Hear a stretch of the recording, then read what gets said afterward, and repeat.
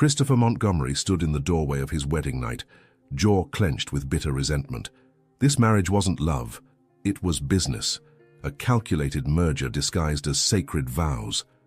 Grace Whitmore, his new wife, waited behind that bedroom door, and he intended to make one thing crystal clear.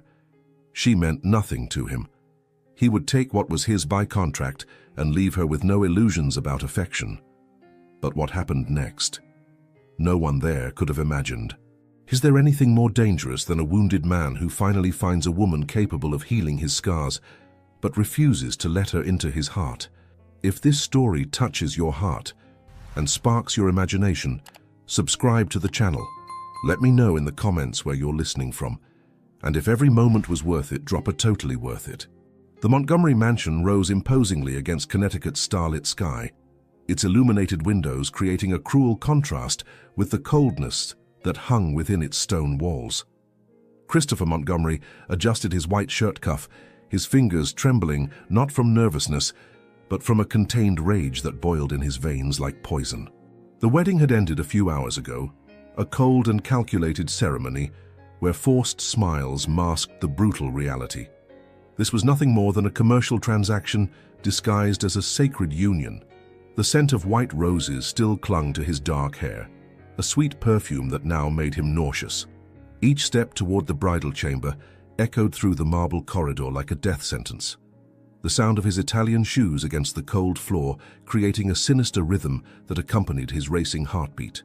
He had been forced into this, forced by his father, Harold Montgomery, whose financial empire was at stake, forced by circumstances that turned Grace Whitmore, daughter of a bankrupt businessman, into the solution to all the family's problems.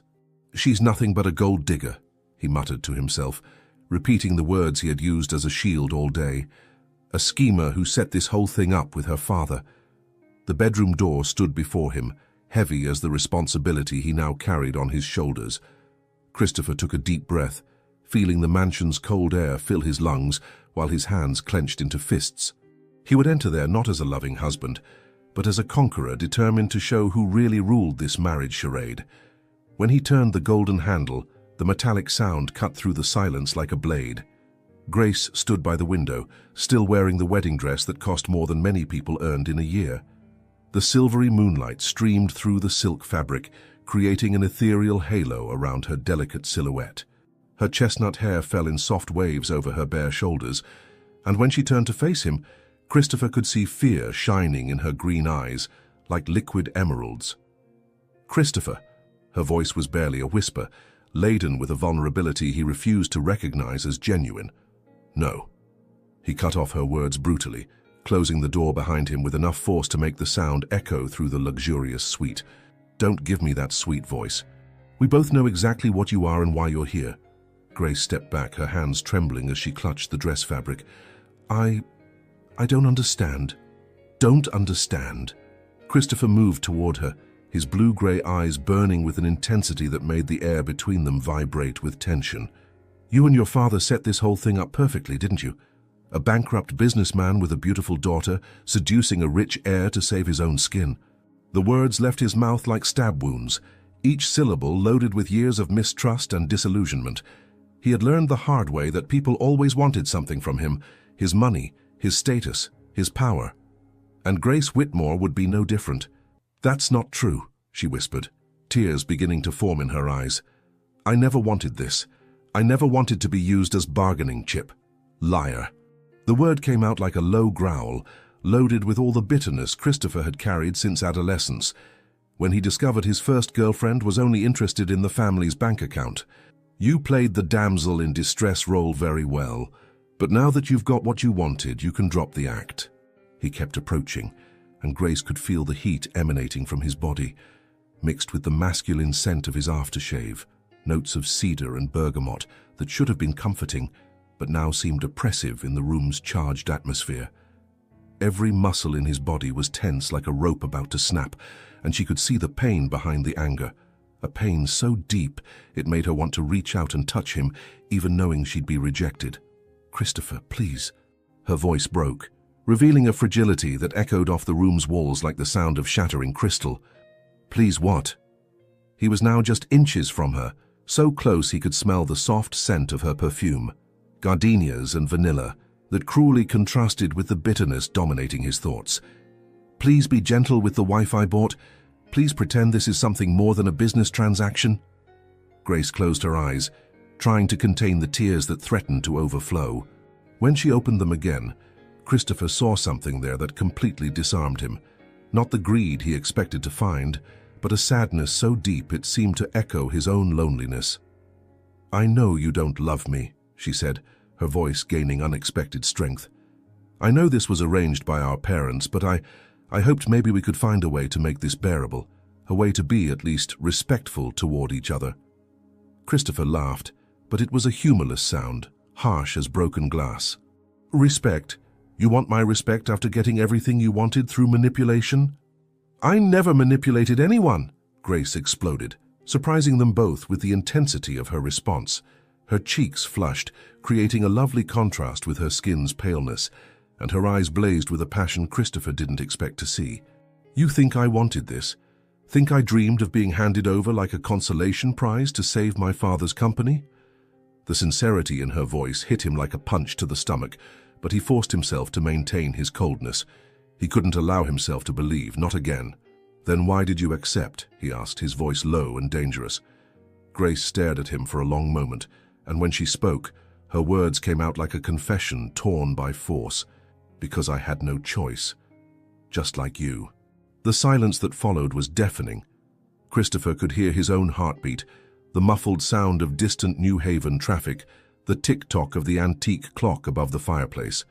But more than that, he could feel something shifting in the air between them, a tiny crack in his armor of cynicism. "It doesn't matter," he said finally, but his voice had lost some of its previous conviction. "We're married now, and you're going to fulfill your duties as a wife." Grace grew even paler, if that were possible. "Christopher, take off the dress." The words came out harsher than he intended, loaded with a cruelty he used as a last defense against the vulnerability that threatened to consume him. He saw Grace shudder, saw her hands trembling when she brought her fingers to the zipper at the back of her dress. But then she stopped.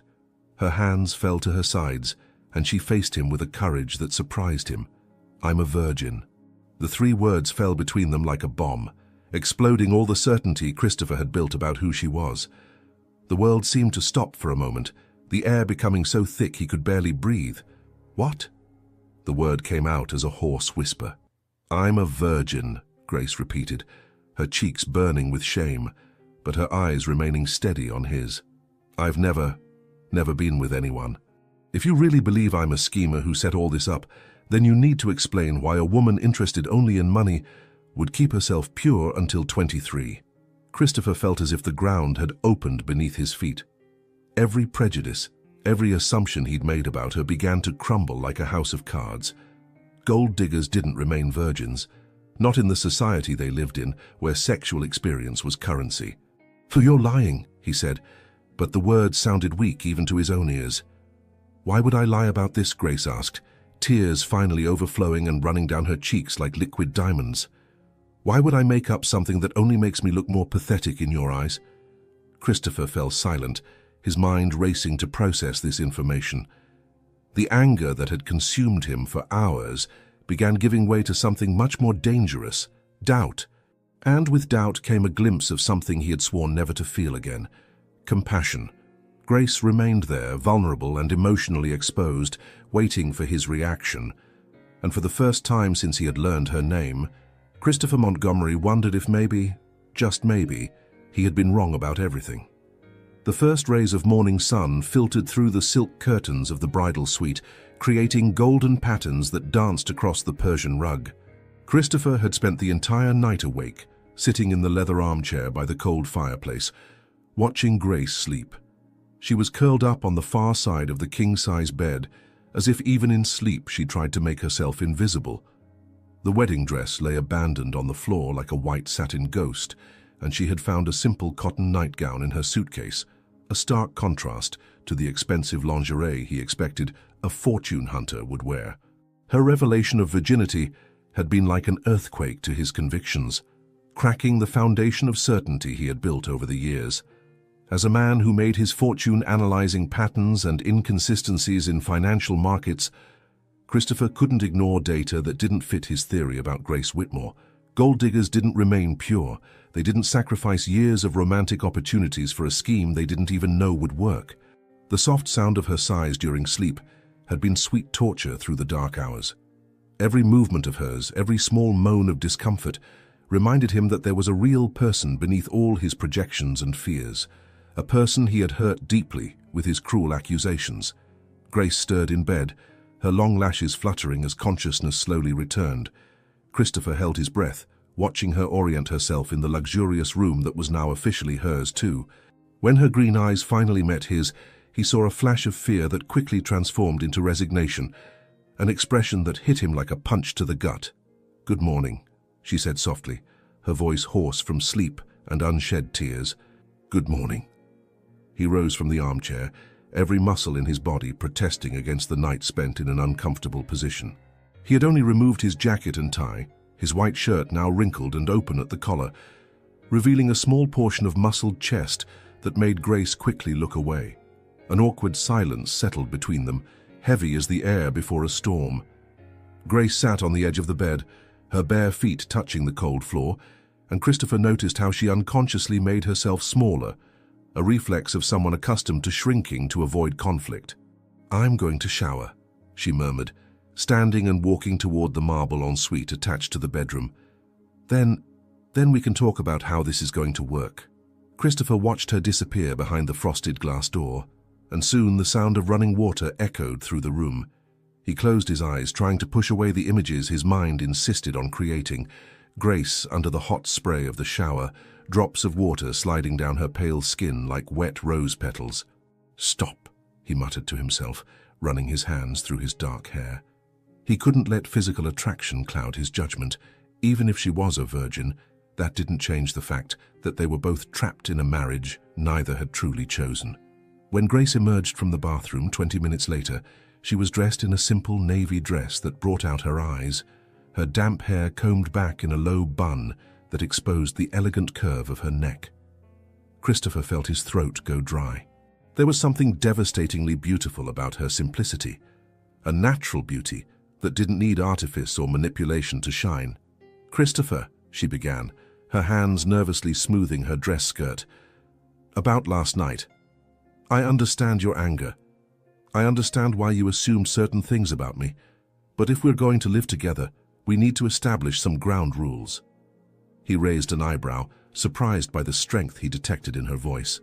"What kind of rules?" "I won't pretend this is a real marriage," Grace said, lifting her chin in a gesture of determination that impressed him. "But I also won't accept being treated like a criminal in my own home. If you want me to play my role as your wife in public, then in private we need at minimum mutual courtesy." Christopher studied her face, searching for signs of manipulation or falseness. But all he saw was a young woman trying to survive an impossible situation with what remained of her dignity intact. "And what do you suggest?" he asked, surprised to find himself genuinely interested in her answer. "Separate bedrooms," Grace said quickly, her cheeks flushing slightly. "At least until we decide how to proceed. We'll keep up appearances in public, but at home, we're just civilized roommates." "Roommates," Christopher repeated, a ghost of a smile playing at the corners of his mouth. "That's an interesting way to describe a marriage.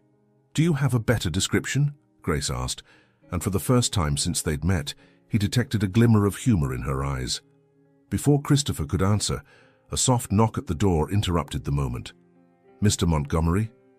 The warm voice of Margaret Davies, the family's housekeeper for over 20 years, echoed through the heavy wood. "Breakfast is served." "Thank you, Margaret," Christopher replied. "We'll be down shortly." When the housekeeper's footsteps faded away, Grace faced him with a questioning expression. "Margaret seems kind.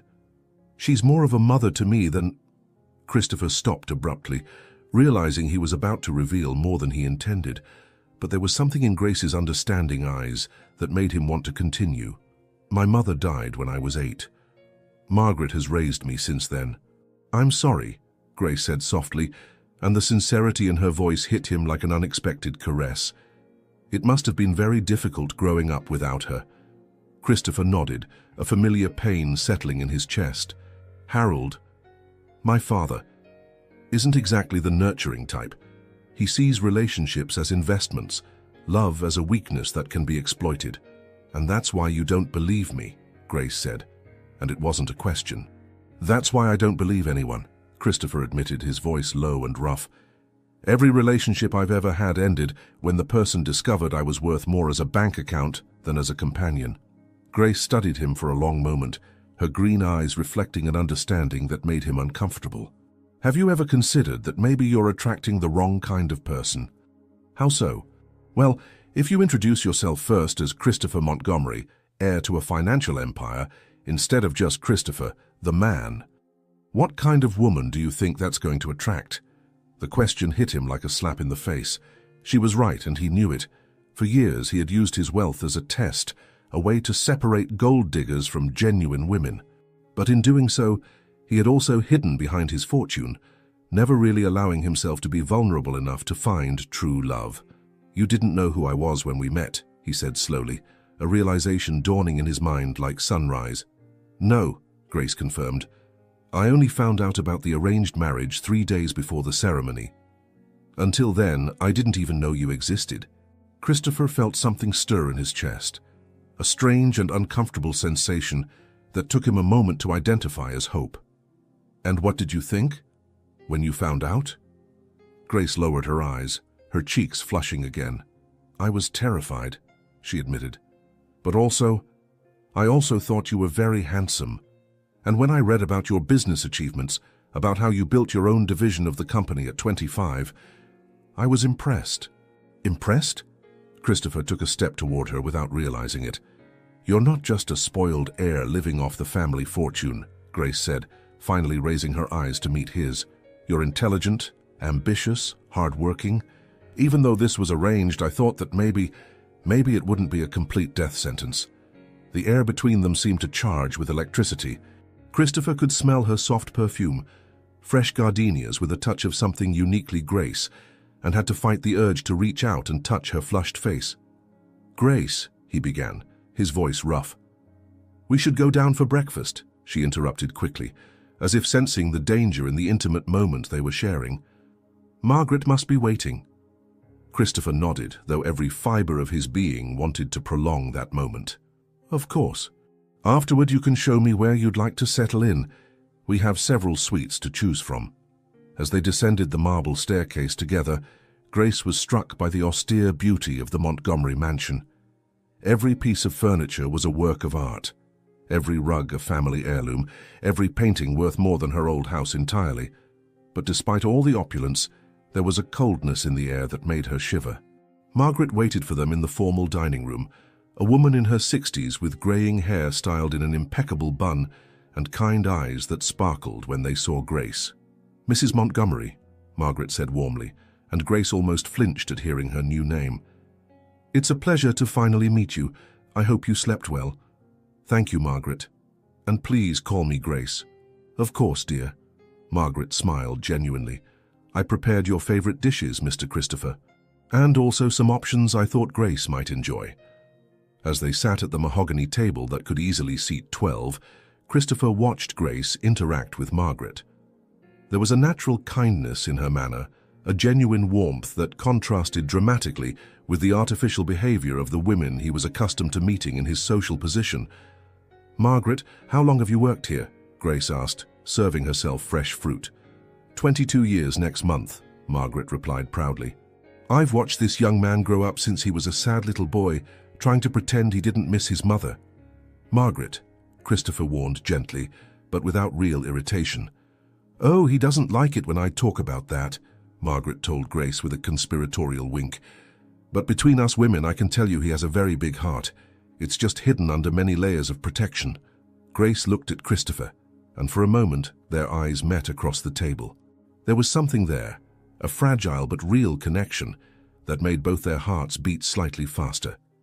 Maybe, Grace said softly, never looking away from him, some protections are necessary, but maybe it's time to let some of them go. Christopher felt his breath catch. There was a subtle invitation in her words, an offer of truce that he didn't know if he was brave enough to accept. but for the first time in years, he found himself wanting to try. The grand ballroom of the Plaza Hotel sparkled under the light of 1,000 crystals from the central chandelier, creating an atmosphere of opulence that rivaled European palaces. New York's elite moved across the marble floor like carefully orchestrated pieces on a social chessboard, their haute couture gowns and impeccable tuxedos reflecting the wealth that ran through their veins like blue blood. The aroma of white roses and French champagne hung in the air, mixed with expensive perfumes, and the discreet murmur of conversations where each word was worth millions. Grace nervously adjusted the strap of the emerald green dress that Christopher had sent to her suite that afternoon. The Italian silk fabric embraced her curves elegantly without being vulgar, the neckline revealing just enough of the creamy skin of her shoulders to be sophisticated. It was a stunning piece that cost more than she earned in 6 months at her old job, but wearing such expensive clothes only made her feel more like an imposter. "You look beautiful," Christopher murmured beside her, his low voice carrying a sincerity that made her blush. He was devastatingly elegant in his tailored tuxedo, the black fabric highlighting the breadth of his shoulders and the strong line of his jaw.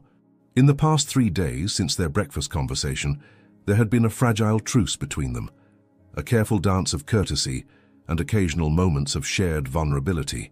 "Thank you," Grace whispered, her fingers lightly squeezing the arm he offered. "I still can't believe I'm here." At New York's most exclusive charity ball, Christopher raised an eyebrow, an almost genuine smile playing on his lips. "Better get used to it. As my wife, you'll be expected at all these events." The word wife still sounded strange between them, loaded with unresolved complications and unmade promises. But there was something different in the way Christopher said it now. Less like an accusation and more like a possibility.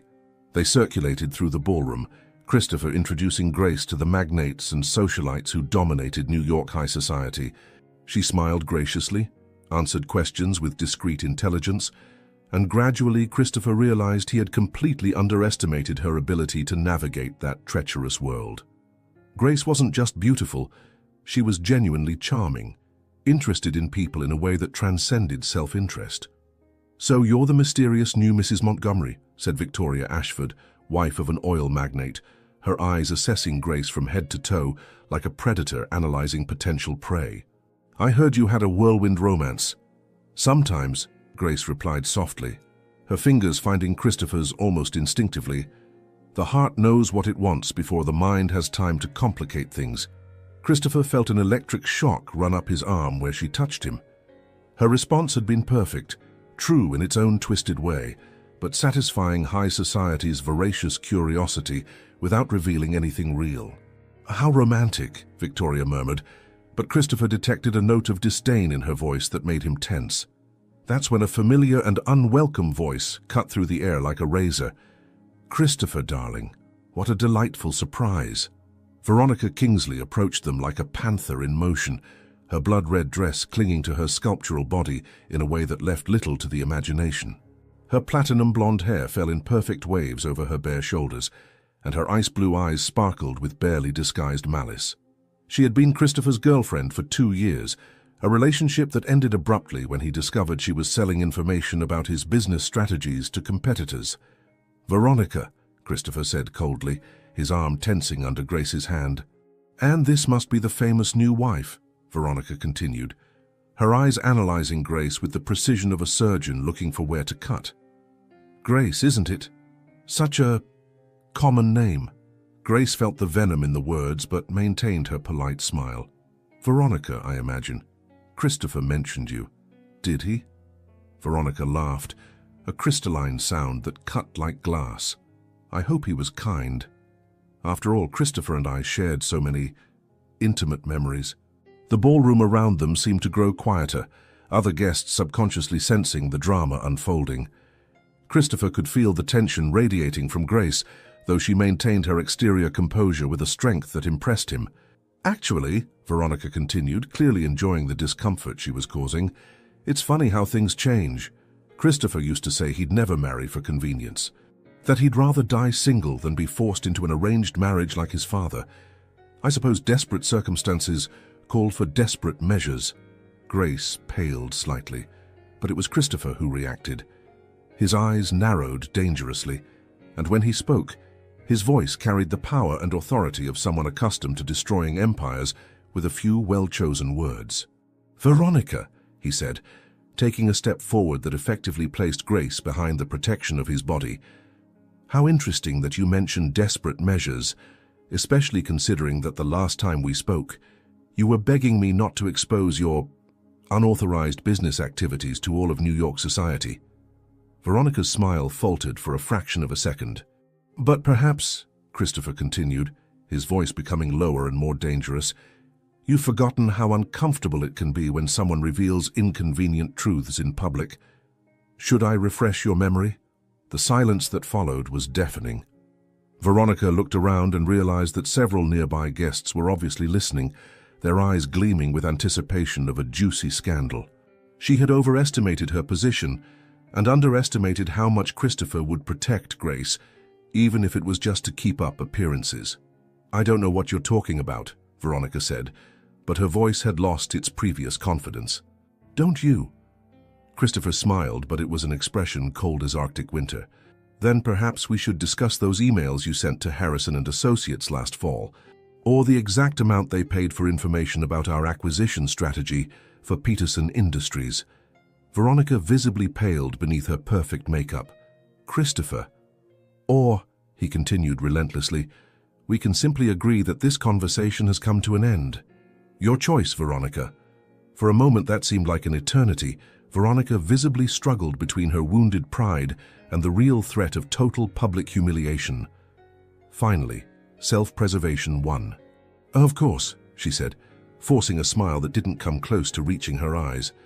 "It was charming to meet you, Grace. I'm sure we'll see each other again." With that, she turned and walked away, but Christopher could see the furious rigidity in her shoulders and knew he had made an even more dangerous enemy. Grace remained silent for several seconds after Veronica disappeared into the crowd. When she finally spoke, her voice was low and slightly trembling. "You didn't have to do that." Christopher turned to face her, surprised by her reaction. "Do what? Defend me like that? Especially if it means you now have more problems with her." There was something in the way Grace said it, a combination of gratitude and confusion, that made Christopher's heart race. He realized he had protected her instinctively, without thinking about the consequences or his own interests. It had been a purely protective act, born from something much deeper than matrimonial obligation. "She was being cruel to you," he said simply. "I don't tolerate unnecessary cruelty." "But she wasn't completely wrong, was she?" Grace asked softly, her green eyes searching his. "About the arranged marriage?" Christopher hesitated, realizing he had reached a crucial moment. He could lie, maintain the facade, or he could be honest for the first time in weeks. "No," he admitted. "She wasn't wrong about that. But she was wrong about everything else." "Like what?" "Like assuming you're anything less than extraordinary," Christopher said, the words coming out before he could censor them. "Like thinking I would regret being here with you tonight." Grace caught her breath, her eyes widening slightly. "Christopher, dance with me," he said abruptly, extending his hand. It wasn't a request, but it also wasn't an order. It was something in between, loaded with unspoken possibilities. Grace hesitated for just a moment before placing her hand in his. The touch sent waves of heat up Christopher's arm, and he led her to the dance floor where other couples danced to the sound of a classical waltz. When he pulled her into his arms, Grace felt as if the world had shrunk to just the two of them. His hand on her waist was firm but gentle, their intertwined fingers creating a connection that seemed much more intimate than it should. She could feel the heat of his body through the thin fabric of his shirt, the masculine scent of his aftershave, mixed with something uniquely Christopher that made her want to move even closer. "You dance well," Christopher murmured near her ear, his warm breath making her shiver. "My mother insisted on lessons when I was a child," Grace replied, her voice slightly breathless. "She said a lady should always know how to conduct herself in society." Your mother was right. They danced in silence for a few minutes, lost in the music and unexpected closeness.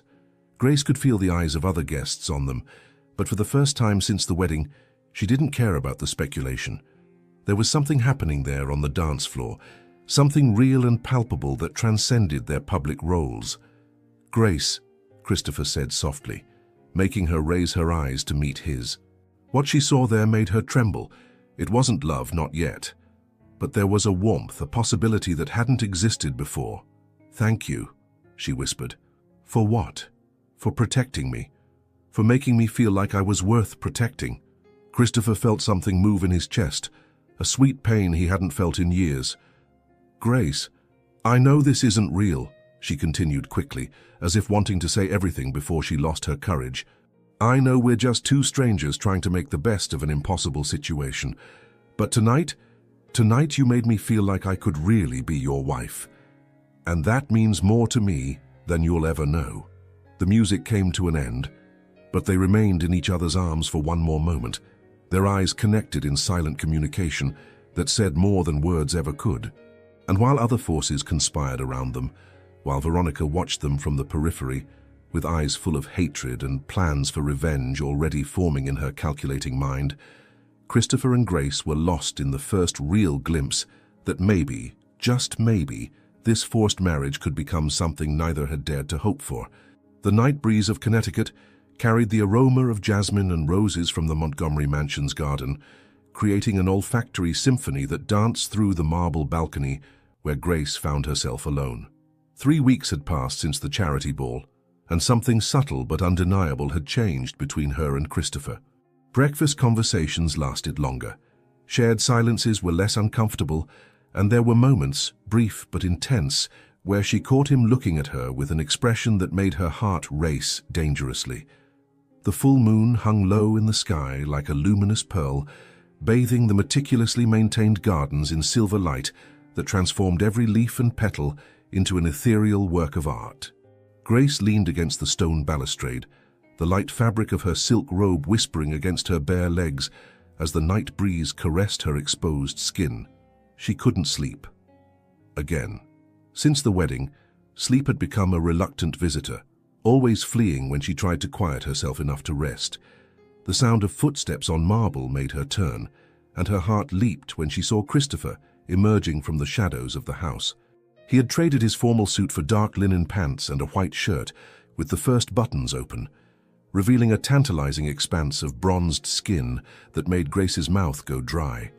His dark hair was slightly tousled, as if he too had been fighting insomnia, and there was a vulnerability in his blue-gray eyes that she rarely had the chance to see.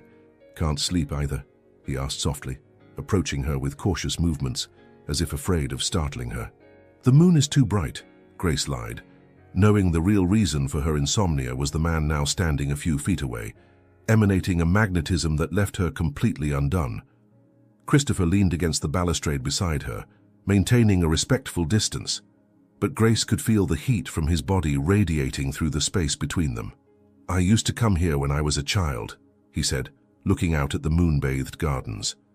"Whenever my father was particularly difficult." "Difficult how?" Grace asked gently, thrilled by the rare opportunity to glimpse the man behind the carefully constructed mask. Christopher remained silent for so long that Grace thought he wouldn't answer. When he finally spoke, his voice carried a long-buried pain that made her heart contract with empathy. "Harold Montgomery doesn't believe in weakness," he said, his hands clenching into fists on the cold stone. "Crying was weakness. Missing my mother was weakness.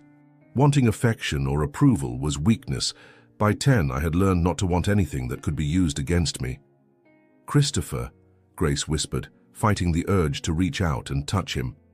"He sent me to boarding schools in Switzerland when I was 11, Christopher continued, as if the words were water pouring from a broken dam. "Said I needed to become a man. That Lancaster Academy would make me the kind of heir the Montgomery family deserved." "You must have felt so alone," Grace said, her voice breaking with emotion. Christopher turned to look at her, and in the soft moonlight, Grace could see unshed tears shining in his eyes. "Alone isn't even the right word. It was like I was a ghost watching other people live real lives while I just existed." Grace couldn't contain herself any longer. She reached out and covered his hand with her small, warm fingers, the touch sending waves of electricity up Christopher's arm. "You're not alone now," she said softly, her words loaded with a sincerity that hit him like lightning. Christopher looked at their intertwined hands, his large and bronzed, hers small and pale as porcelain, and felt something come undone in his chest. "Grace, tell me about your mother," she asked gently. "What was she like?" A melancholy smile touched Christopher's lips. "She was light, pure light. She sang to me every night, even when she was sick. Read stories with different voices for each character, made chocolate chip cookies on Saturdays and let me lick the bowl. She loved you," Grace said, not as a question, but as an absolute certainty. "Yes," Christopher admitted, his voice breaking slightly. "And when she died, it was like all the color had drained from the world. Harold wouldn't let me cry at the funeral, said Montgomerys don't show weakness in public." Tears slid silently down Grace's cheeks as she absorbed the magnitude of the pain Christopher had carried alone for so long. "You were only 8 years old. You were a child who needed to grieve his mother." "You're the first person who understands that," Christopher said, turning completely to face her. "Everyone always said how strong I was, how impressive it was that I had gotten over it so well." "You didn't get over it," Grace observed softly. "You just learned to bury the pain so deep you pretended it didn't exist." Christopher stared at her with an intensity that made the air between them vibrate with tension. "How do you know that?" Grace lowered her eyes for a moment before speaking. "Because I did the same thing, not with death, but with other forms of abandonment." "Tell me," Christopher asked, his voice rough with emotion. Grace took a deep breath, gathering courage. "My father was always distant, obsessed with business, with success, with keeping up appearances. My mother, she tried to compensate, but she was so starved for attention herself that she ended up using me as a confidant for her own marital unhappiness." "That shouldn't have been your responsibility," Christopher said, his fingers automatically tightening around hers. "No," Grace agreed, "but when you grow up being everyone's emotional support, you learn to hide your own needs. You learn that your value lies in being useful, in not causing trouble, in being the perfect daughter who never asks for too much." Christopher felt a deep connection forming between them, the recognition of two wounded souls who had learned to survive by hiding their vulnerabilities from the world. "That's why you didn't fight the arranged marriage." "Partly," Grace admitted, "but also because part of me hoped that maybe, finally, I could have a family of my own. Someone who would choose me, even if the circumstances were imperfect." The silence that followed was loaded with mutual understanding. They stood there, hands intertwined, looking at each other in the moonlight, and for the first time since they'd met, the carefully constructed masks began to crumble completely. "Grace," Christopher said, his voice low and intense, "I married you believing you were like all the others. Gold-digging, manipulative, fake. And now?" she asked, barely daring to breathe. "Now I realize you're everything I always wanted to find but never believed existed," he admitted, taking a step closer. "You're kind without being naive, strong without being cruel, true without being too vulnerable." Grace felt tears streaming down her face. "Christopher, these past few weeks," he continued, now so close she could feel his warm breath against her skin, "watching you with Margaret, seeing how you transform every room you enter, realizing how you truly care about people, you're teaching me how to feel again." "You make me feel valued," Grace whispered. "For the first time in my life, someone sees me, really sees me, and doesn't run away." Christopher raised his free hand and gently caressed Grace's wet cheek, his thumb tracing the path of her tears. "You're beautiful," he murmured. "Not just on the outside, but inside. Your soul is the most beautiful thing I've ever encountered." The air between them was charged with electricity, each shared breath creating an intimacy that transcended anything either of them had experienced before. Grace could feel his magnetism pulling her closer, and for the first time since the wedding she didn't resist. "Grace," Christopher whispered, her name a prayer on his lips. "May I?" Instead of answering with words, Grace rose slightly on her tiptoes, closing the distance between them, in a silent invitation that made Christopher's heart race violently. When their lips finally met, it was as if the entire world stopped spinning. The kiss began tentative, almost reverent, but when Grace sighed softly against his mouth, Christopher pulled her closer, deepening the connection with a passion that surprised him with its intensity. Grace's lips were soft as rose petals, and she tasted of unmade promises and finally realized dreams. Christopher could feel her delicate body molding against his, her arms wrapping around his neck in a surrender that was both innocent and incendiary. When she moaned softly, a small needy sound that vibrated against his lips, he felt like he was drowning in the best possible way. Grace had been kissed before, but never like this. Never with this combination of tenderness and hunger, reverence and passion.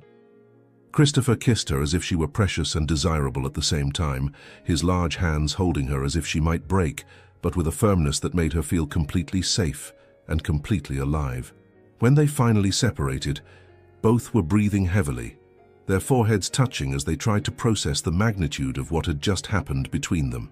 "Grace," Christopher whispered, his voice rough with emotion and barely contained desire. "I know," she replied softly, understanding what he couldn't articulate. "I feel it too." They remained embraced under the moonlight, and both knew they had crossed a line from which there was no return. They were no longer two strangers trapped in a marriage of convenience. They were two people who had found in each other the possibility of something neither had dared to hope for. True love, born from the ashes of a business arrangement. "Stay with me tonight," Christopher asked, his voice vulnerable in a way he had never allowed before. "Not for... just stay. I don't want to be alone tonight." Grace looked into his eyes and saw not the powerful heir or the ruthless CEO, but simply Christopher, a man who had been hurt too much and was finally allowing someone to get close enough to begin healing those wounds. "Yes," she whispered, and when he led her by the hand back into the house, both knew their lives had changed irrevocably. The seed of passion had been planted, and nothing would ever be the same. Autumn had arrived early in Connecticut, tinting the leaves of the century-old oaks on the Montgomery property in golden and crimson tones that danced in the cool morning breeze. Grace gazed through the window of the suite she now shared with Christopher, a cup of lukewarm tea forgotten in her trembling hands. 3 months had passed since that night on the balcony that changed everything between them. 3 months of intimate discoveries, shared laughter, and a passion that grew more intense each day. But now, sitting on the edge of the king-size bed where she had found a love she never believed possible, Grace felt as if the world was crumbling beneath her feet.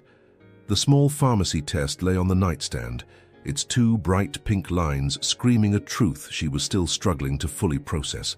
She was pregnant. The sound of the shower running in the adjacent bathroom created a constant background that seemed to amplify the tumult of chaotic thoughts in her mind. Christopher was in there, oblivious to the bomb about to explode in their carefully reconstructed lives. Over the past months, they had found a delicate but powerful rhythm, growing closer each day, building something real on the fragile foundation of an arranged marriage. And now this. Grace pressed a hand against her still flat stomach, marveled and terrified at the same time. A life was growing there, a combination of her and Christopher that would forever be a bridge between their worlds. But how would he react? They had been careful, but not careful enough, lost in the nights of passion that consumed them when they were in each other's arms. The memory of the previous night made her blush even in her state of panic. Christopher had returned late from a business trip to Boston, and when he found her waiting for him in the living room, wearing only a silk nightgown he had bought her in Paris, the intensity of desire in his eyes had made her entire body ignite. They had barely made it to the bedroom before he pressed her against the door, his large hands exploring every curve of her body as if it were the first time. "I missed you so much," he had murmured against her neck, his voice rough with need. 3 days felt like 3 years. "Show me how much," she had whispered back, and Christopher needed no more encouragement. He had taken her right there, against the door, with a desperate urgency that left her breathless and completely satisfied. But now, in the cold light of morning, Grace wondered if Christopher would interpret the pregnancy as a trap, as a calculated scheme by a woman who had finally found a way to secure her position in the Montgomery family forever. The thought made her feel physically sick. The sound of the water stopping jolted her from her tortured thoughts. Christopher would emerge from the bathroom in a matter of minutes, and she needed to decide how to tell him, or whether to tell him at all. No, she couldn't hide this. Not after everything they had built together. Honesty had become the foundation of their relationship, and she wouldn't destroy that now, no matter how frightening the outcome. The bathroom door opened, releasing a cloud of scented steam that carried the aroma of Christopher's expensive soap. He emerged wearing only a towel wrapped around his waist, drops of water still glistening on his muscled chest, and dark hair slicked back. At 29, Christopher Montgomery was devastatingly beautiful, and even in her state of extreme nervousness, Grace felt a familiar wave of desire course through her body.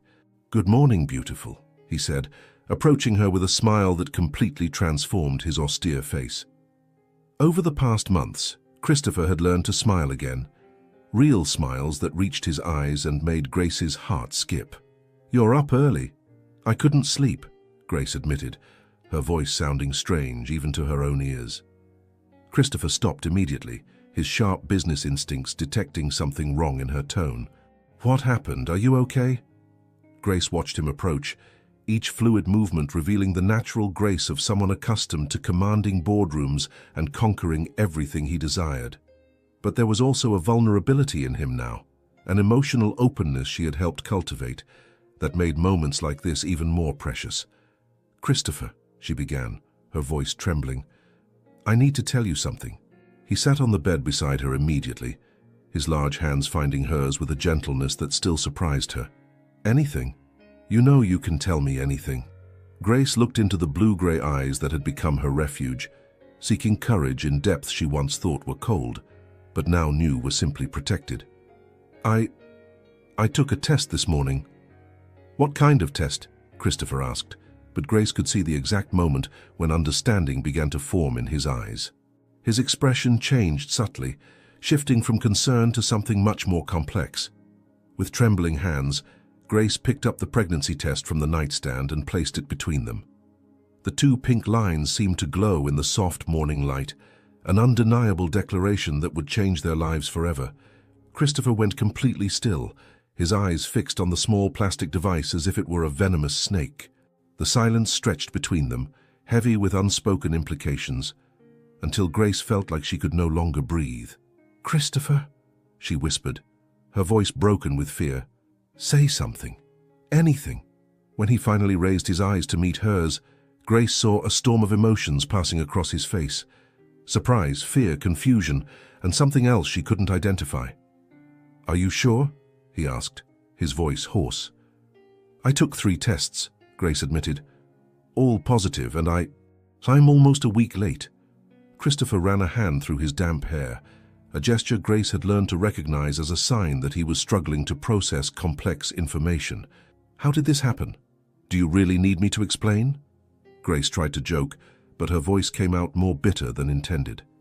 "No, Christopher shook his head, clearly trying to organize his thoughts.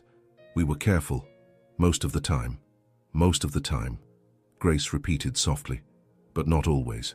Especially when you came back from trips or when I couldn't keep my hands off you," Christopher finished, a note of something that might have been wonder in his voice.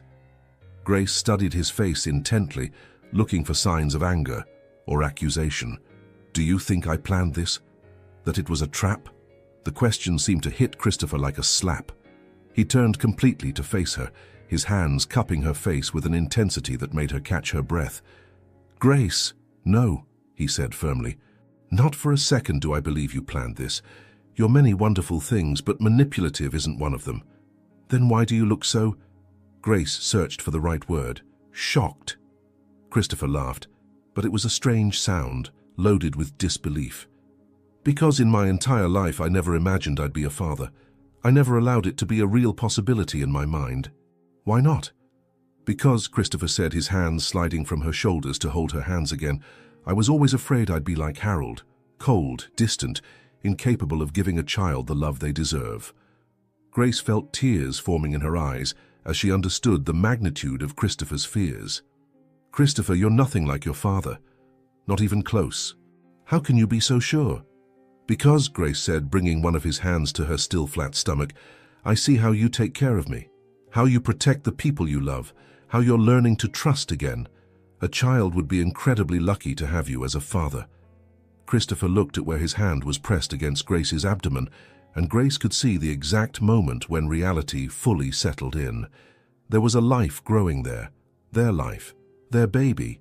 My God, he whispered, wonder finally breaking through the shock. We're going to have a baby. We are, Grace confirmed, tears now flowing freely down her cheeks. If you want to. If we want to. Christopher stared at her as if she had lost her mind. If I want to. Grace, this is the best news of my life. The words hit Grace like a wave of relief, so powerful she almost collapsed. Really? Really? Christopher said, pulling her into his arms and holding her against his bare chest.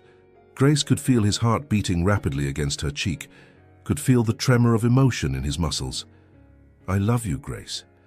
And the idea that you're carrying our child, it's like all my dreams that I didn't even know I had are coming true at once. I love you too, Grace whispered against his skin, breathing in the familiar scent that had become her refuge. But I'm terrified. What if I don't know how to be a mother? What if I mess everything up? Christopher pulled her away enough to look into her eyes, his hands framing her face with infinite tenderness. Then we'll figure it out together. We were both hurt by our parents, Grace. That means we know exactly what not to do. And more importantly, he said, gently kissing her lips, we know how to love each other. This baby will grow up surrounded by so much love, they'll never question whether they're wanted. Grace felt like her heart might explode with happiness. You really want this? Want to have a family with me? I want everything with you, Christopher said, his voice loaded with a conviction that made her tremble. I want to wake up every morning with you in my arms. I want to raise our children together. I want to grow old beside you and still be as in love with you at 80 as I am now. Our children? Grace asked, a smile playing on her lips. Plural? Christopher smiled, that transformative smile that still made her stomach flip. Well, this baby is going to need siblings, right? The Montgomery mansion is too big for just 3 people. Grace laughed through her tears, finally allowing pure happiness to consume her. 3 people for now. For now, Christopher agreed, sealing the promise with a kiss that tasted of the future and infinite possibilities. As they kissed, both lost in the magnitude of the love they had found and the life they had created together, neither could imagine that dark forces were already moving against them. That somewhere in the city, Veronica Kingsley was plotting her revenge with a patience and malice that would soon test every fiber of the love they had built. Richard Donovan's office in the heart of Manhattan radiated power and barely contained ambition, its dark mahogany furniture and panoramic city view creating an environment where shadowy business was conducted with the same ease others drank coffee. The silk curtains were partially drawn against the December sunset, casting dramatic shadows across the angular face of a man who had built his fortune destroying others' dreams. At 45, Richard was the embodiment of ambition without scruples. Impeccably styled grey hair, custom suits that cost more than luxury cars, and cold, steel-grey eyes that never showed mercy. Veronica Kingsley sat in the Italian leather armchair across from his desk, her long legs crossed with calculated elegance, her red Valentino dress hugging every curve of her sculptural body. 6 months had passed since the public humiliation at the charity ball, 6 months of rage fermenting in her chest like sour wine until it transformed into something much more dangerous, a thirst for absolute revenge. They looked disgustingly happy, Veronica said, her voice loaded with venom as she slid a series of photographs across the mahogany desk.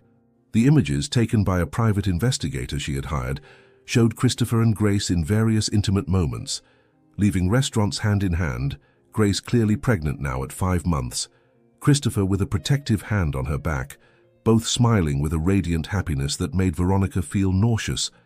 Richard picked up one of the photographs, studying it with the precision of a predator analyzing its prey. The pregnancy adds an interesting complication. Montgomery was always protective, but now with a pregnant wife. Exactly why we need to act quickly, Veronica interrupted, standing and walking to the panoramic window.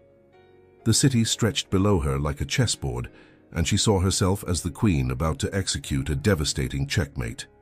Christopher is more vulnerable than he's ever been. He finally opened his heart, which means we have a perfect target to destroy. Richard smiled, an expression that didn't come close to reaching his icy eyes. And what exactly do you have in mind, dear Veronica? We're going to make Christopher believe his precious Grace is exactly what he always feared she was, a schemer who set everything up from the beginning, Veronica said, turning to face Richard with eyes gleaming with malice. We'll plant evidence that she and her father planned this entire arranged marriage charade, including the pregnancy. Interesting, Richard murmured, leaning back in his leather chair. But Montgomery isn't stupid. He'll want substantial proof before believing anything that could destroy his marriage. And we'll give him that proof, Veronica said, approaching the desk with the grace of a panther preparing to attack. Forged documents, falsified bank records, fabricated emails, everything pointing to an elaborate conspiracy between Grace and Henry Whitmore to seduce the Montgomery heir. Richard raised an eyebrow, clearly impressed with the scope of her plan. That will require considerable resources. Forgery experts, hackers, actors to stage compromising situations.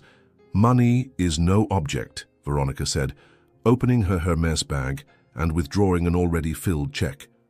200,000 to start. More is needed. Richard took the check, his eyes widening slightly at the amount. You really want to destroy them, don't you? I want to see Christopher Montgomery on his knees, begging forgiveness for rejecting me, Veronica said, her voice low and dangerous. I want him to lose everything that matters to him, his wife, his child, his trust in his own judgment. And when he's completely destroyed, maybe he'll finally appreciate what he lost when he chose me as an enemy. And I, Richard added with a cruel smile, will finally have my revenge against Montgomery Enterprises.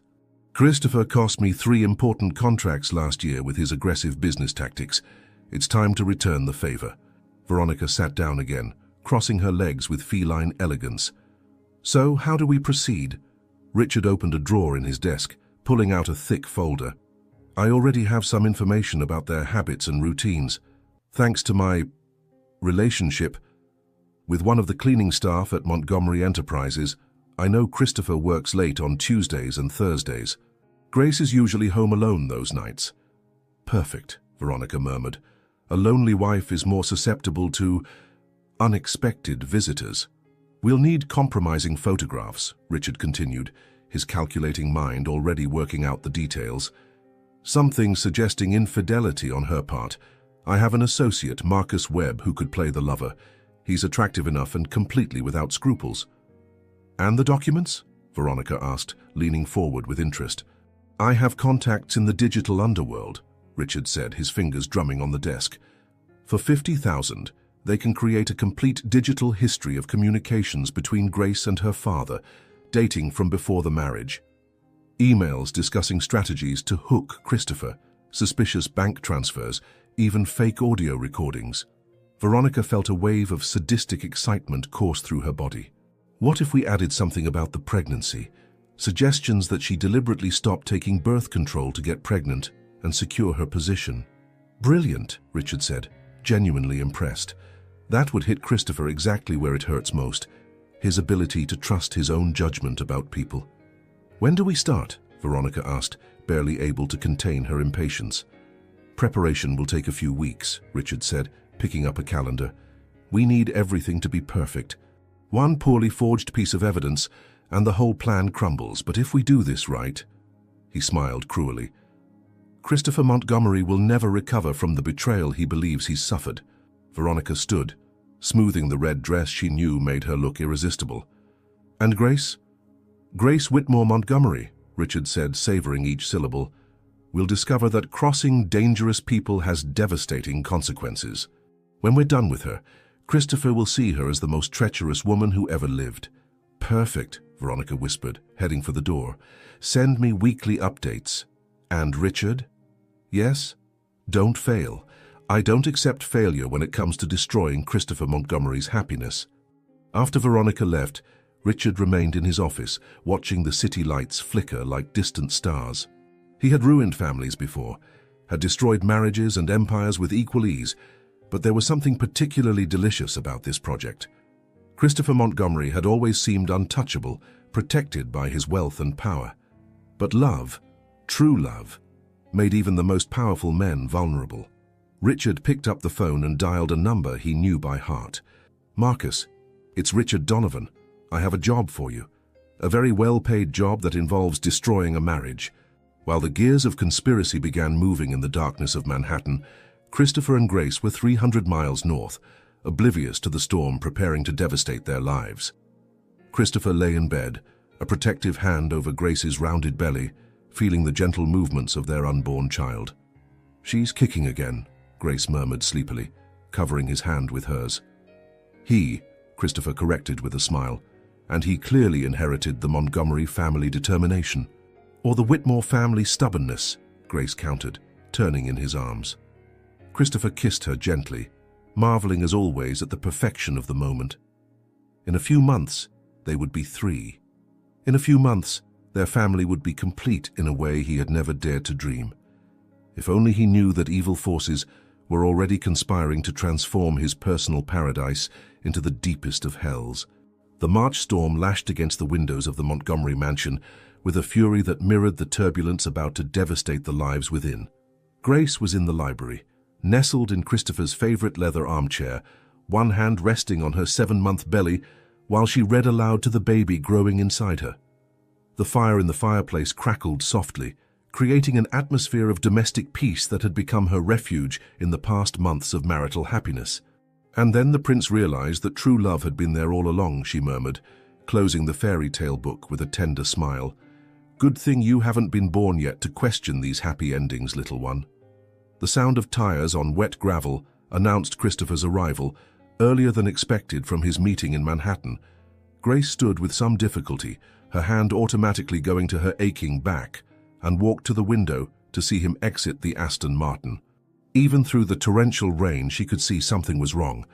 His movements were rigid, too controlled, as if he were fighting to contain an inner storm that rivaled the one raging outside. When Christopher entered the library minutes later, Grace felt as if the air had been sucked from the room. His face was pale as marble, his blue-gray eyes burning with an intensity she hadn't seen since the early days of their marriage. In his hands, he carried a brown leather folder that seemed to weigh more than it should. "Christopher?" Grace approached him, instinctively reaching out to touch his arm. "What happened?" "You look—" "Don't touch me," he said, his voice low and dangerous, stepping back as if her touch burned. The rejection was like a physical slap, making Grace recoil with eyes wide with shock. I don't understand," she stammered, one hand automatically going to her belly as if she could protect the baby from the tension that suddenly charged the air. Christopher threw the folder onto the coffee table with enough force to make the crystal ornaments tremble. Documents scattered like poisonous petals, photographs, bank statements, email printouts. Grace saw her own face in some of the images, but there was something wrong, something she couldn't immediately process. 9 months? Christopher said, each word coming out like ice shards. 9 months I was a complete idiot, believing every word that came out of your lying mouth. Christopher, what are you talking about? Grace approached the table, her eyes scanning the scattered documents. What are these things? Evidence, he replied cruelly. Evidence of who you really are, of who you've always been. Grace picked up one of the photographs with trembling hands. The image showed her apparently embracing a man she had never seen in her life, a blonde, attractive man who was kissing her passionately while she seemed to return the kiss. The photo was dated just 2 weeks ago. This isn't me, she whispered, her voice breaking. Christopher, I've never seen this man in my life. This isn't real. Not real? Christopher laughed, but it was a humorless sound that made Grace flinch. And these emails aren't real either. These bank transfers, these audio recordings where you and your father discuss how to hook the big fish. Grace picked up one of the email printouts, her eyes scanning lines she supposedly had written. Dad, Christopher is finally starting to trust me. The pregnancy was the perfect finishing touch. Now he'll never be able to get rid of me. In a few months, half the Montgomery fortune will be ours. I never wrote this, Grace said, her voice rising an octave in desperation. Christopher, you have to believe me. I never, ever... Stop, Christopher roared, making her step back. Stop with these lies. I've seen the evidence, heard the recordings. You and Henry Whitmore planned everything from the beginning, the arranged marriage, the seduction, even the pregnancy. The pregnancy, Grace pressed both hands against her belly, tears beginning to stream down her face. How can you question this? This baby is ours, Christopher, ours. Is it? Christopher approached her, his intimidating presence making her back up until her back met the bookshelf. Or is it just another tool in your elaborate manipulation? Tell me, Grace, when did you stop taking birth control, before or after you decided you needed a permanent guarantee of access to the Montgomery fortune? The words were like stab wounds, each one deeper than the last. Grace felt like she was drowning, struggling to breathe, while the man she loved more than life itself destroyed her with accusations she couldn't comprehend. "I love you," she whispered, extending a trembling hand toward him. "Christopher, I love you so much it hurts. How can you believe I would do this?" "Because," Christopher said, picking up another photograph and wielding it like a weapon, "you're exactly like all the others. Better actress, more convincing, but in the end, only interested in what I can give you." The second photograph showed Grace apparently entering an expensive hotel with the same blonde man, their heads close like conspiratorial lovers. Grace studied the image with growing horror, realizing how meticulously it had been falsified. Even her clothes were perfect, but she knew with absolute certainty that she had never been to that place, had never met that man. "This is fake," she said, her voice gaining strength through desperation. "Christopher, someone is doing this to us. Someone wants to separate us." "Who?" Christopher demanded. "Who would have the resources and motivation to create such elaborate evidence?" "Veronica," Grace said immediately. "Or any of your business competitors. Christopher, you yourself said you have enemies." "Veronica?" Christopher laughed bitterly. "You really think I'm pathetic enough to blame my ex-girlfriend for my wife's betrayal? That's even lower than I expected, even from you." Grace felt as if he had ripped her heart from her chest with his bare hands. The man who had held her face with infinite tenderness, who had whispered promises of eternal love against her skin, who had cried with joy when he learned of the pregnancy, had disappeared completely. In his place stood a cold and cruel stranger who looked at her as if she were less than nothing. "Please," she begged, tears flowing freely now. "Please, Christopher, listen to me. Remember who we are together. Remember how we got here." "I remember," Christopher said, his voice low and venomous. "I remember every sweet lie you whispered in my ear. Every false I love you. Every intimate moment you faked while planning how to exploit me." "No," Grace shook her head violently. "No, that's not true. Everything I felt, everything we lived together was real. Christopher, please, get out." The word fell between them like a death sentence. "What?" Grace whispered. "Get out of my house," Christopher repeated, each syllable pronounced with deadly precision. "Get out of my life. I don't want to see your lying face anymore." "Christopher, I'm pregnant with your child." "I'm questioning that too," he said cruelly. "After all, if you were cheating on me, who knows whose child it really is?" Grace felt as if he had physically struck her. Her hand flew to her belly, instinctively protecting the baby growing inside her, the baby she knew, without a shadow of a doubt, was Christopher's. "How can you say that?" she whispered, her voice broken. "How can you question our child?" "Easily," Christopher replied coldly. "Considering I apparently don't know the woman I married." Grace studied him, desperately searching for some glimpse of the man she loved beneath the mask of anger and pain. What happened to trusting each other? To being honest? To all the vows you broke? Christopher interrupted. "Consider our agreement dissolved." Grace realized there was nothing she could say, no argument she could make that would reach him through the wall of conviction someone had built with false but convincing evidence. The man who had learned to love again had disappeared, replaced by the original Christopher Montgomery, cold, suspicious, protected against any vulnerability. With dignity she didn't know she possessed, Grace straightened her shoulders and walked to the table where her wedding ring sparkled in the firelight. With trembling hands, she removed it and placed it on the documents that had destroyed her life. "I loved you," she said softly, her voice loaded with infinite sadness. "I loved you with every fiber of my being, Christopher Montgomery, and this baby is yours no matter what these lies say." Christopher didn't respond, his eyes fixed on the discarded ring as if it were a symbol of his own stupidity. Grace walked toward the door, each step an agony. At the threshold, she turned one last time. "When you discover the truth, and you will, remember that I would still be here if you had chosen to trust the love we built instead of believing fabricated evidence." With that, she left the library, climbed the stairs for the last time, and began packing the bags that would take her and her unborn child away from the only home she had ever known. And while the storm continued to rage outside, A much larger storm was just beginning to devastate two lives that had found perfect love, only to see it destroyed by mistrust and cruel manipulation. 2 weeks had passed since Grace left the Montgomery mansion, and Christopher felt like he was living in a nightmare from which he couldn't wake. The silence that now dominated the corridors, once filled with her musical laughter, was deafening, every room echoing with memories of a happiness he had destroyed with his own hands. He wandered through the rooms like a ghost of himself, his bearded face and bloodshot eyes revealing sleepless nights and days empty of anything resembling life. The library had become his dark sanctuary, where he spent hours staring at the documents that had destroyed his marriage, trying to find flaws that his rational mind insisted should exist. But every time he analyzed the evidence, the photographs, emails, bank transfers, everything seemed perfectly authentic. Too perfectly authentic, whispered a voice in his mind that he refused to hear. "Mr. Christopher?" Margaret Davy's voice cut through his dark contemplation. She stood at the library entrance, a tray of untouched food in her hands, and an expression of maternal concern he had learned to recognize since childhood. "You haven't touched breakfast again." "I'm not hungry," Christopher murmured, not even turning to look at her. He had visibly lost weight in the past 2 weeks, his expensive clothes now hanging loosely on his body that seemed to have collapsed in on itself. Margaret placed the tray on a side table and approached him with the courage of someone who had cared for him when he was a broken boy. "This has to stop, Christopher.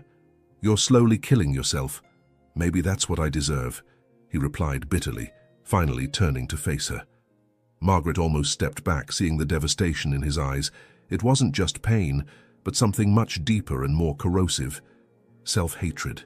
"Do you really believe that?" Margaret asked, gesturing to the scattered documents. "That Grace did all these terrible things?" Christopher ran a hand over his face, feeling the rough beard that had grown since he stopped caring about his appearance. "The evidence speaks for itself, Margaret. Evidence can lie," she said softly. "But the heart rarely lies. And I saw how you looked at each other, Christopher. I saw how she made you laugh again. I saw how you flourished beside her." "Then she was an exceptional actress," Christopher replied, but there was less conviction in his voice than before. Margaret sat in the armchair across from him, her kind eyes studying his face with the sharp perception of someone who had watched generations of the Montgomery family destroy themselves with pride and mistrust. "Or you're being manipulated by someone who knows exactly your deepest insecurities." Before Christopher could respond, the library door opened again. Michael Carter, his best friend since Harvard and partner in the company, entered with a grim expression that immediately put Christopher on alert. "We need to talk," Michael said without preamble, closing the door behind him with enough force to echo through the empty rooms. Christopher stood, instinctively adopting the CEO posture he used when facing business crises. "If it's about the Peterson contracts..." "It's about Grace," Michael interrupted, pulling up a chair and sitting without invitation. "And about the fact that you've been completely manipulated." The silence that followed was heavy as lead. Christopher felt as if the world had stopped spinning, every muscle in his body tensing as he processed Michael's words. "What do you mean?" Christopher asked, his voice dangerously low. Michael sighed, running a hand through his blonde hair before meeting his friend's eyes. "I hired private investigators. The best money can buy, Christopher. Those evidence pieces against Grace are forgeries. Very sophisticated forgeries, but forgeries nonetheless." Christopher felt like he'd been punched in the stomach. "That's impossible. I checked myself." "You checked what was designed for you to find," Michael said, pulling a folder from his leather briefcase. "But when you dig deeper, when you know exactly what to look for, the cracks appear." With slightly trembling hands, Christopher took the folder Michael offered. Inside he found detailed digital forensic analysis reports, evidence of image manipulation, records of bank transfers that proved the accounts supposedly controlled by Grace and Henry Whitmore never existed. "The emails were created using advanced forgery software," Michael explained, watching the color drain from Christopher's face. "The photographs were assembled using deepfake techniques that are virtually undetectable to casual analysis. And the audio recordings, compiled from real phone conversations that were edited and reassembled." Christopher sank into his chair, the folder falling from his numb hands. "How is this possible? Who would have the resources to..." Veronica Kingsley, Michael said simply, in partnership with Richard Donovan. The name hit Christopher like lightning. Richard Donovan, his longtime business rival. A man who had sworn to destroy everything Christopher valued after losing important contracts to Montgomery Enterprises. They planned everything meticulously, Michael continued, his voice gaining cold anger. Veronica provided intimate knowledge about your insecurities and fears, while Donovan provided the technical and financial resources. They studied you two for months, waiting for the perfect moment to strike. "My God," Christopher whispered, the magnitude of his betrayal of Grace beginning to seep into his consciousness like poison. "What have I done?" "You did exactly what they expected you to do," Margaret said gently, but her words carried the weight of a painful accusation. "You allowed your fears to destroy the only real thing you'd ever had in your life." Christopher stood abruptly, beginning to pace like a caged animal. "I need to find her. I need to explain, ask for forgiveness. It might be too late for that," Michael said softly.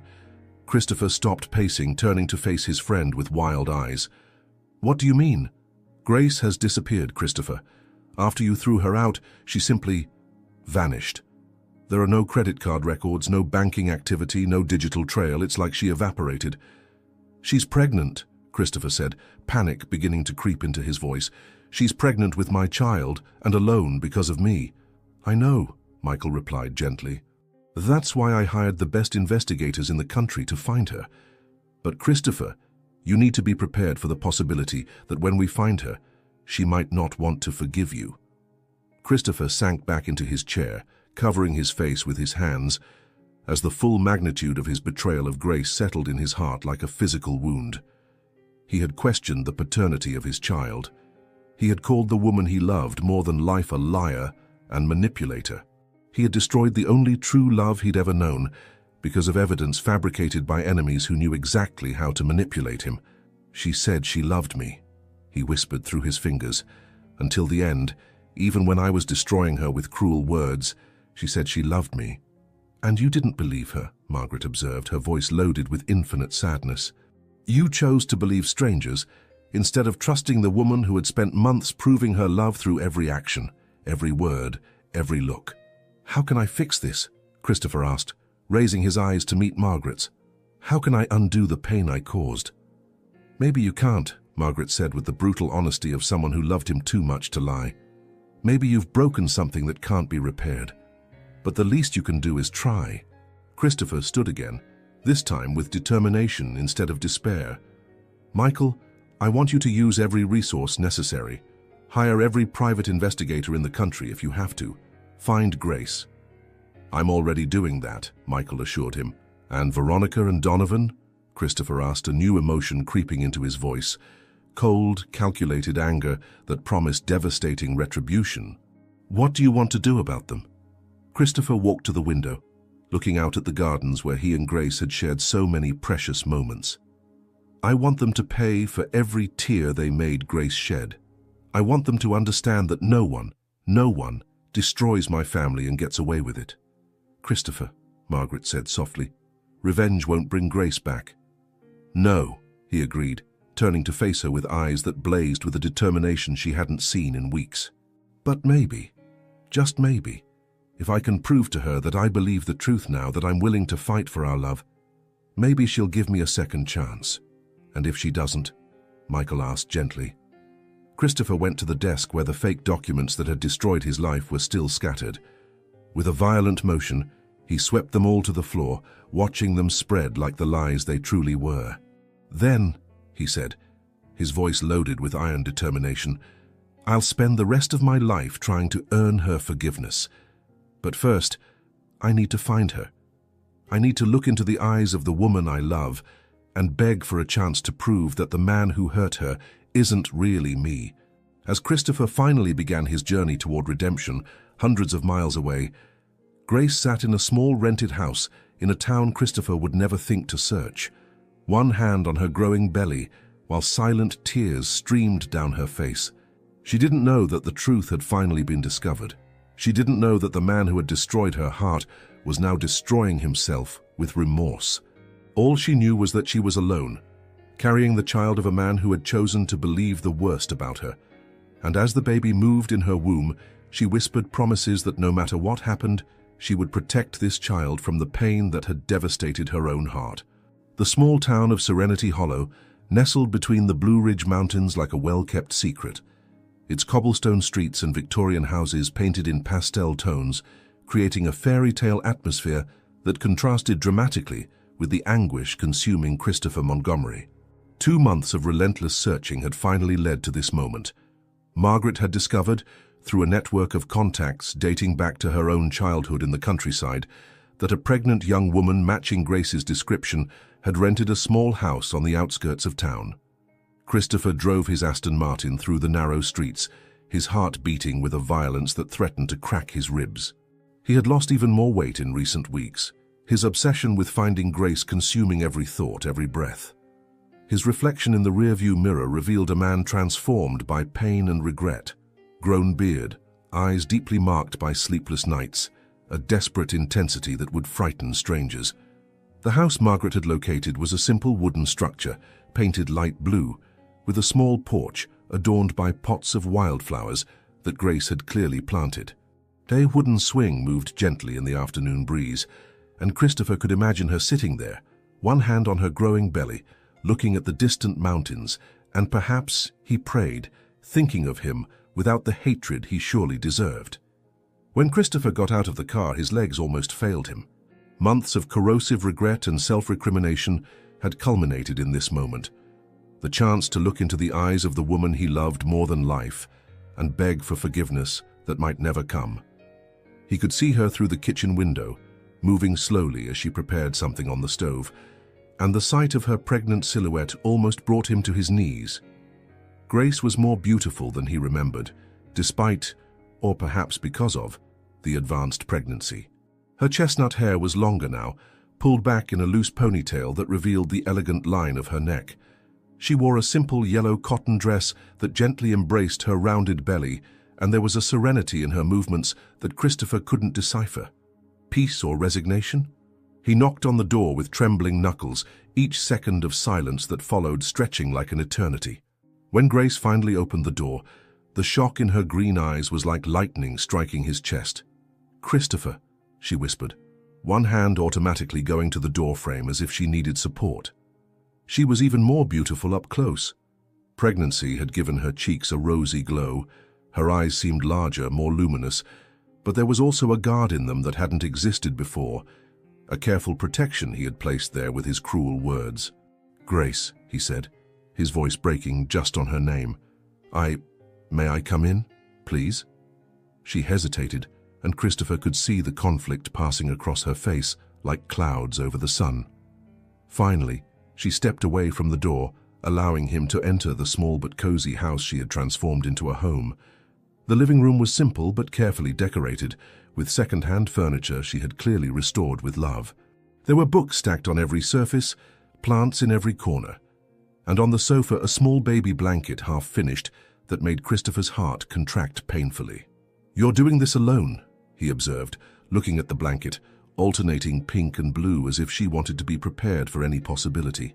"I have a lot of free time," Grace replied, sitting carefully in the armchair farthest from him. Even pregnant, she moved with a grace that made Christopher want to extend his arms and hold her, protect her, care for her the way he should have from the beginning.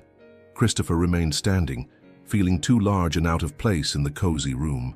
"Grace, I need to tell you something. I need to explain."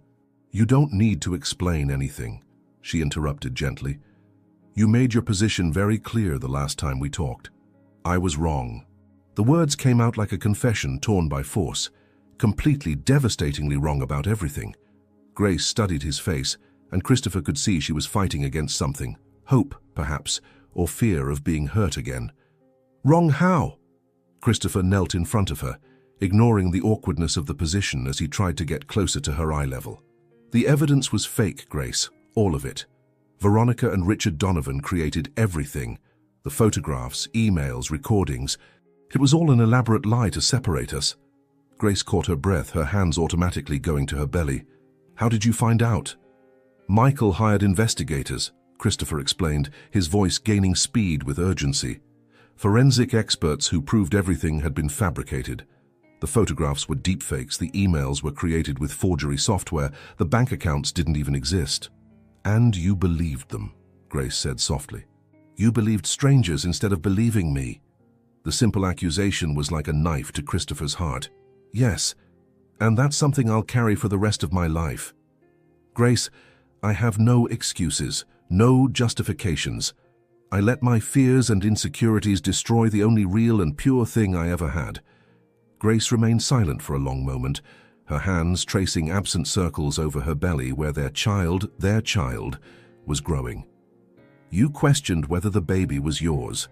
Christopher closed his eyes, the memory of his own cruel words cutting him like glass. That was the worst thing I've ever said in my life. Grace, I know. I always knew, deep down, that this baby is mine, is ours. I was hurt and scared and you hurt me in a way I don't know if I can forgive, Grace finished, tears finally beginning to stream down her cheeks. Christopher, you didn't just question my fidelity. You questioned my character, my integrity, my ability to be a good mother to our child. I know, Christopher whispered, his own tears beginning to fall. I know, and if I could go back in time, if I could undo every cruel word I said. But you can't, Grace said, wiping away tears with the back of her hand. Some things once broken can't be repaired. Christopher felt as if she had just pronounced his death sentence. Grace, please. I know I don't deserve it. I know I have no right to ask, but could you give me a chance to prove I can be the man you deserve, the father our child deserves?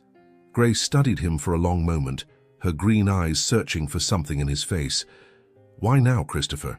Why do you only believe the truth when it comes with scientific evidence? Why wasn't my word enough? The question hit him with the force of a tsunami, forcing him to confront the ugliest truth about himself. Because I'm a coward, he admitted, his voice breaking. Because it's easier to believe the worst in people than to risk being hurt. Because my father taught me that loving is being vulnerable, and vulnerability is weakness. And now? Grace asked softly. Now I know that true weakness is letting fear destroy love, Christopher said, looking directly into her eyes. Grace, these past months without you have been hell. I couldn't eat, couldn't sleep, couldn't think about anything except how I had destroyed the only thing that made me feel alive. Grace placed a hand on her belly when the baby began to move, as if it could sense the tension in the room. The baby is due in 6 weeks. I want to be there, Christopher said immediately. I want to hold your hand. I want to be the first person our child sees when they come into the world.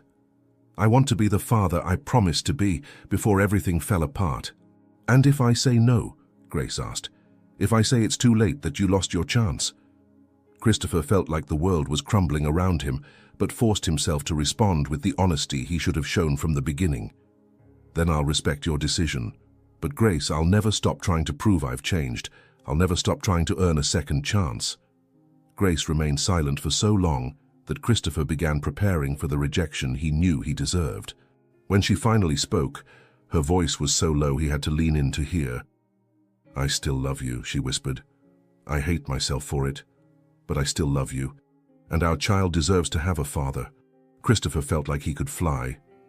Grace, but, she continued, raising a hand to stop him, love isn't enough. Trust needs to be rebuilt brick by brick. And Christopher, if you hurt me again, if you let your insecurities damage our family again, it will be the last time. Never again, Christopher promised, his voice loaded with conviction that came from the depths of his soul. Grace, I swear by everything that's sacred, I'll never again let anyone come between us. I'll never again doubt you or our love. Grace studied him for another moment before extending her hand. Then maybe we can try again. Slowly, carefully. Christopher took her hand as if it were the most precious thing in the world, bringing it to his lips to kiss it gently. Thank you, he whispered against her skin. Thank you for giving me a chance I don't deserve. When the baby kicked vigorously, they both laughed through their tears. Christopher looked at Grace's belly with wonder and regret mixed together. May I? He asked hesitantly.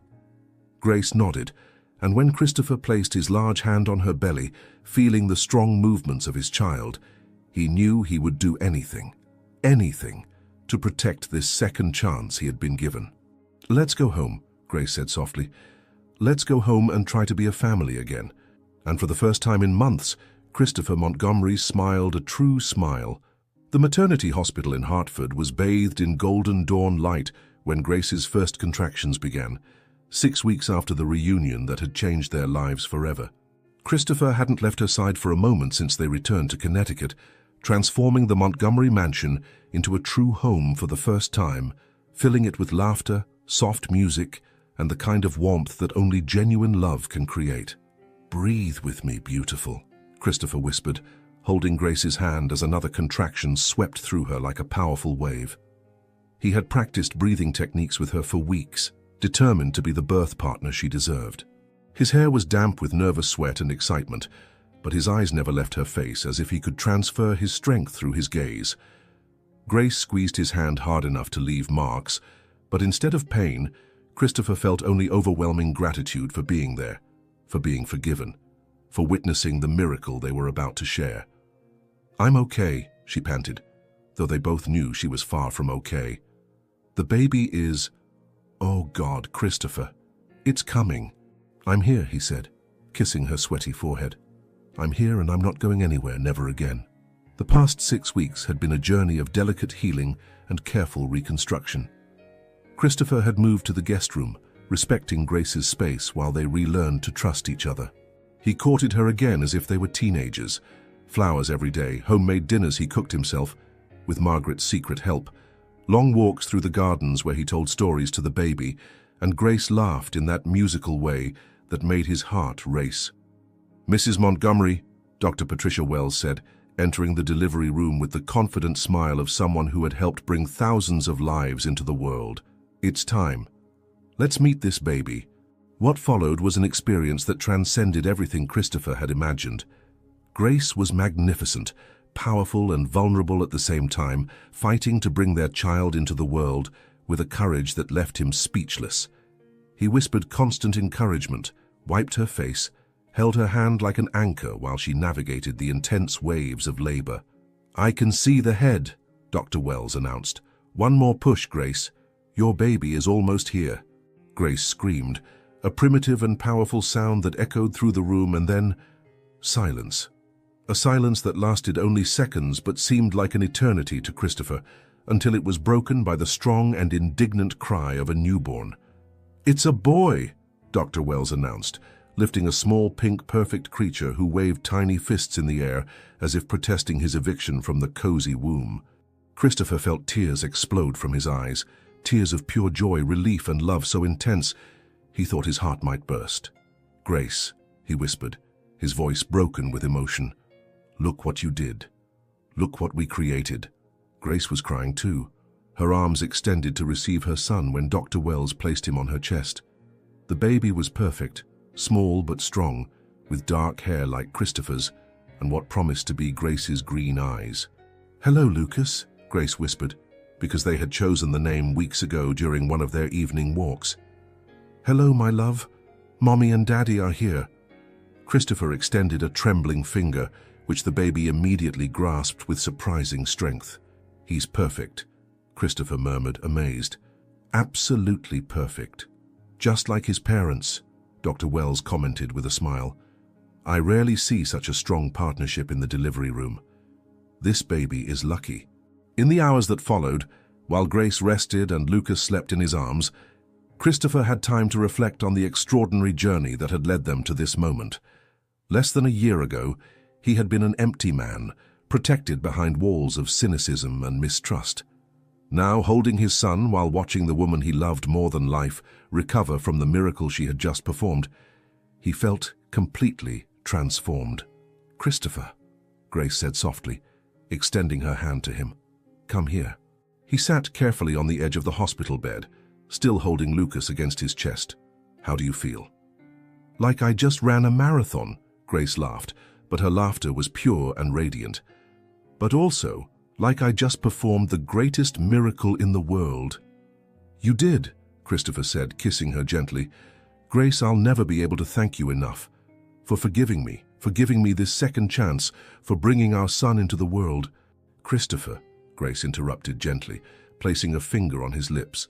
"Stop blaming yourself. We were hurt, but we healed. We were broken, but we rebuilt ourselves.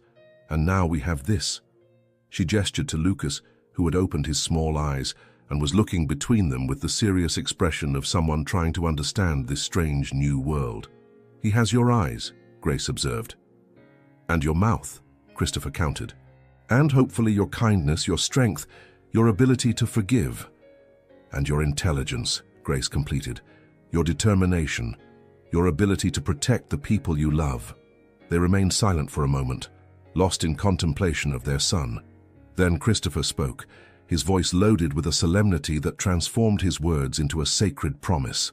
"Lucas Montgomery," he said, looking directly into the baby's eyes, "I promise you'll grow up knowing you're loved.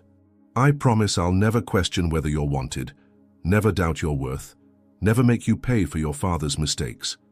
You'll have what I never had, parents who truly love each other and put family above everything." Grace felt fresh tears sliding down her cheeks.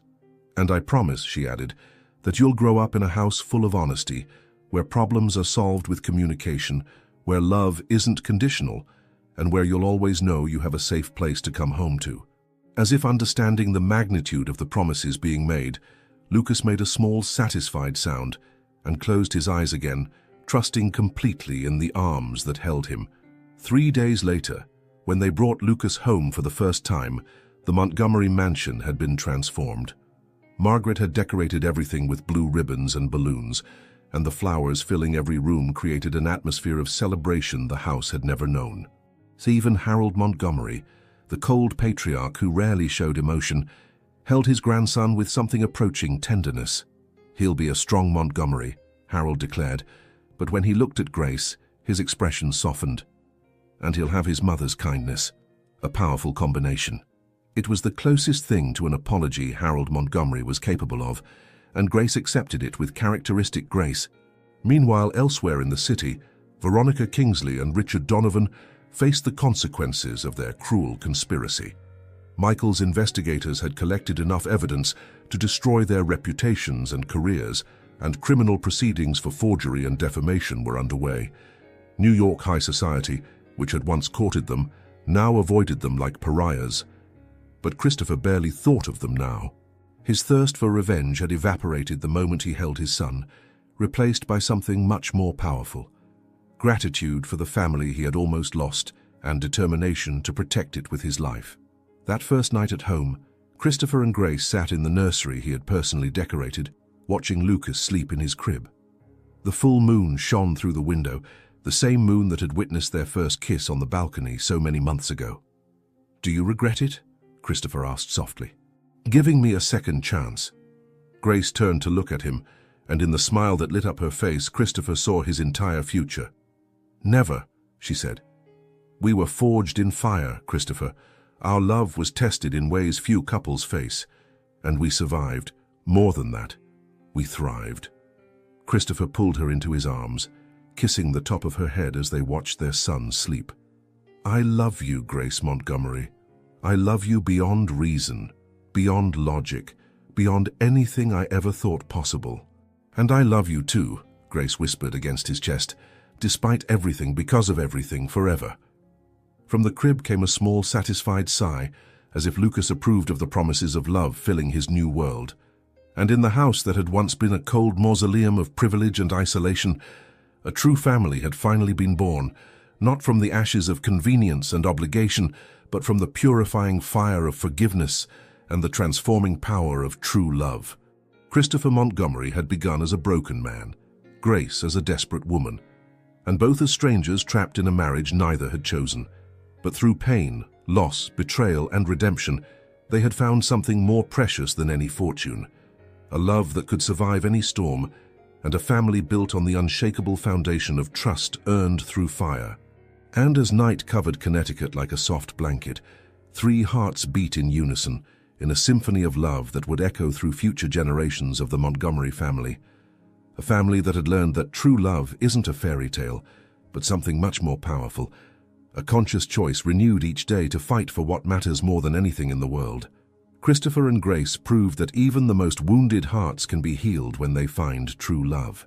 They discovered that sometimes you must lose everything to understand the value of what truly matters. Their scars became the foundation of an unbreakable strength, and their pain transformed into the wisdom necessary to build a family based on absolute trust and transformative forgiveness. Little Lucas will grow up knowing he was born from a love that survived the fire of betrayal and emerged purer, stronger, deeper.